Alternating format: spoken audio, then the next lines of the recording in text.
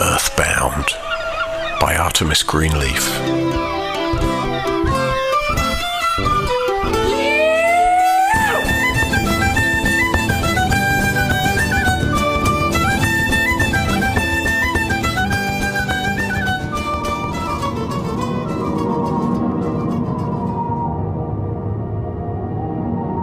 Chapter 12. Ban Nigh. Instead of the obelisk in the back of the churchyard, Bagan had taken me to the cathedral. Well, maybe a church is a better description. He took my hand and we stepped behind the holy water font by the front door. Instantly, we were sucked up along the ley line. I tried to keep track of where we were going and count purple glows, but we were moving too fast. We made turns and exits and re-entries, and I lost track. Finally, we popped out of the ley system. Bees buzzed around a flower-covered blackthorn bush. About 30 metres away, an old woman was washing clothes in a rocky stream, singing to herself in Irish. Blood from her laundry stained the water in the shallow creek and drifted downstream. At first, she did not seem to notice us. As we got closer, maybe 3 metres, she looked up. Her eyes glowed red, and I noticed how much her hands looked like claws. "I've no clothes for you today."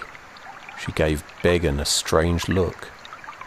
"The dead don't need any fresh clothes, mate," he replied. "The dead are not free of all needs until they cross over." "Abso-bloody-lutely," Bagan agreed. "Do I know you?" "What is this place? Are we at Knocknaray?" I asked, impatient. I didn't care if they knew each other. "Knocknaray!"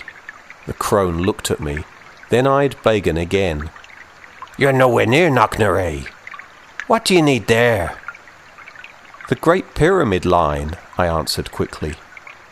"Be easy then. Go straight ahead until you come to a church. Catch the southbound ley, and you'll run straight into the Great Pyramid line." She was very helpful for a creepy old hag.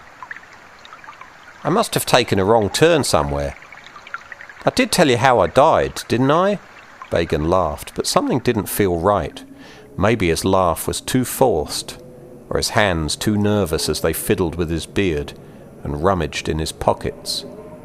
Why would he think he knew this awful creature?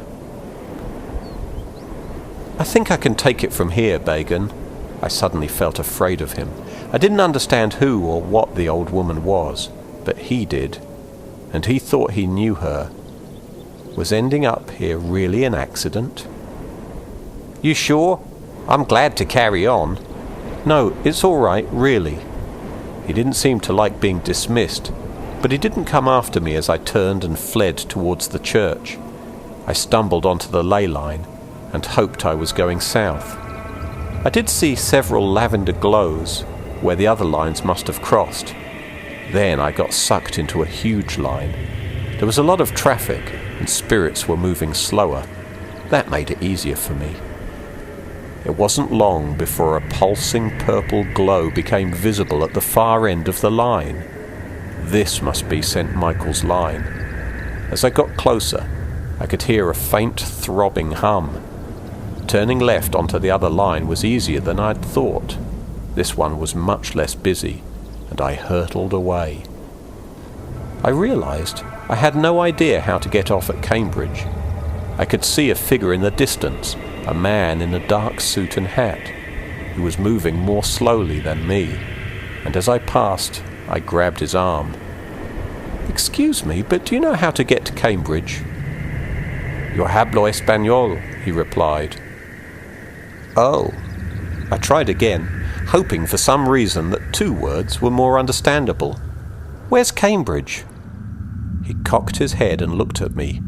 "Cambridge," he answered with a thick accent I couldn't identify. He pinched his eyebrow together as if he was thinking hard about something. Then he looked around and pointed to a green dot coming up fast on the right side of the wall. La puerta. Thanks, I shouted at him as I let go of his arm and grabbed at the door. I missed and hit the wall. I stuck to it and found that I could crawl along it just like a fly. When I got to the door, it was a green circle about 1 meter in diameter. I touched it and my hand went through. I pushed the rest of my body through the door. I was standing beside a major roadway, right next to a sign that said M11 North, Cambridge 4. Now all I had to do was find HP Productions, watch Rodney Aldridge, and think of a clever trap for him. No problem.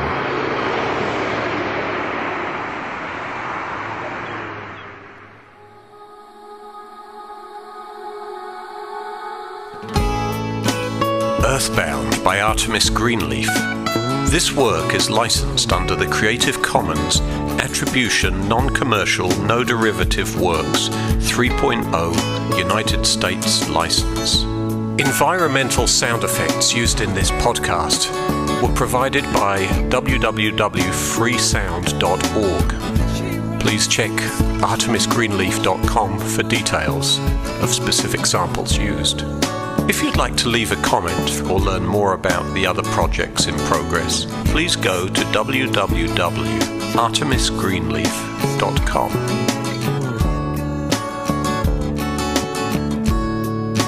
Dandelion girl, what you play